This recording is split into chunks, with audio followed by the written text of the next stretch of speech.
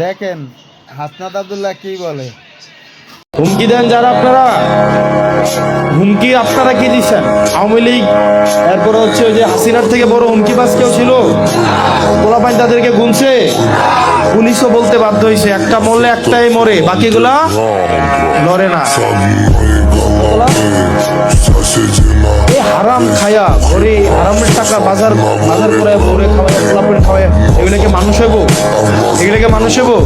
হারাম খাওয়াবেন, দেখবেন পোলা উপাদিন করে আরেকজনের কাছে সাদাবাজি করবে, ফোন দিয়া দেখবেন বলবে যে একটা ইউনিভার্সিটি লইয়া হয়, তারে ফুস দিয়ে মামলা দে, বলবো না? এগুলা হারামের ফসল। কিসের ফসল?